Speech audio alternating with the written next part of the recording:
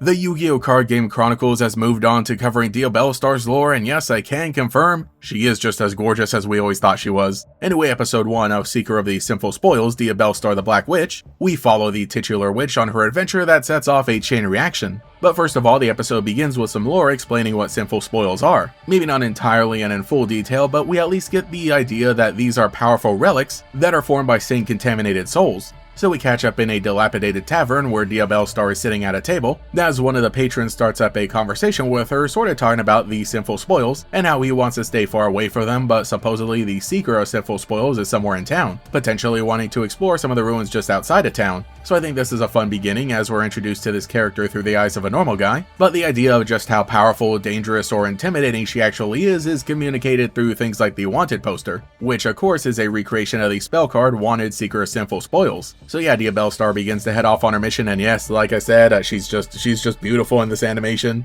After a title card about 2 minutes into the episode, we cut to Diabellstar inside the Divine Temple of the Snake Eye, as she fights off against Snake Eye Ash, Snake Eye Birch, and Snake Eye Oak. And they are 3D animated, understandably, because their designs are so complicated, and I don't think that is necessarily always an issue. I had a problem with it in the last episode about Zoroa because he didn't really do anything that warranted him being 3D animated. However, the short action sequence that we get here is a great use of it because of the interesting things we get with the movement as well as the camera. And of course, Diabellstar is done really well here, even striking the signature pose from her card. And yeah, I really do love the music that's playing here. It relies a lot on electric guitar, which really does fit Diabellstar as the sort of off-kilter witch who's rough around the edges and very tough. But I gotta say, she is still allowed to be goofy throughout the episode, and I love that personality that we get to see. But after fighting off the little guy, she descends deeper into the temple and finds the Sinful Spoils of Subversion Snake Eye. However, just walking up and grabbing it isn't gonna be that easy, as we know, because after a tremor, Snake Eye's Flamberge dragon reveals itself as it has the Sinful Spoils on top of its head, and obviously isn't gonna let anybody take it, and so the final battle of the episode begins. So it is definitely an action-packed, high-octane episode, following the lore setup and the character work that happened in the beginning.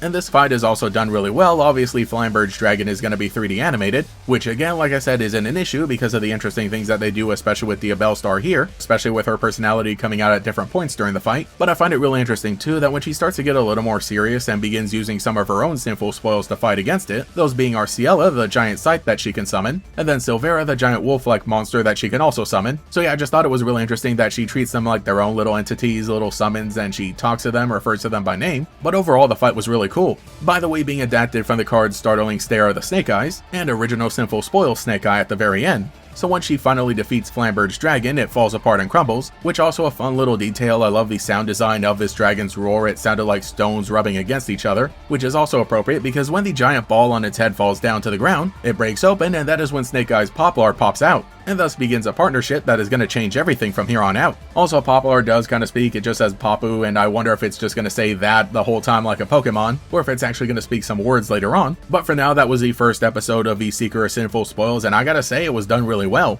Obviously, this is building off of the groundwork that we already had in the Extra Value book, but the commitment that they had to it overall, especially the action sequences, was great. I think this is because obviously Diabellstar is a favorite monster over at Konami, so they're going to put all their work into this animation. For this one being only 8 minutes long, I think that this was a very complete first episode though. I might have liked to see a little bit more around the town that she's hanging out in at first, some more of her exploring the temple and potentially unlocking different sections of it, and of course the big final fight against Flamberge Dragon could have been a bit longer, though I think that at the end of the day, this episode is on the same level as the branded episodes that we were getting about a year ago, and with these series of cards being one of the other really big story-based ones, I would expect this type of quality to continue in the future episodes. So let me know what you think in the comments below about Seeker of the Sinful Spoils Episode 1, Diabellstar the Black Witch, and let me know what moments you're most excited to see in the future. Thank you everyone for watching and still hanging out here on the channel, while hopefully I'll get back to some more consistent videos. Though if you want to hear me talk even more about anime, mostly in YouTube Shorts and a few long-form videos, you can also check out GatorX Ultra. But anyway, for now, this is GatorX. Thank you so much for watching this video, and I will catch you all later.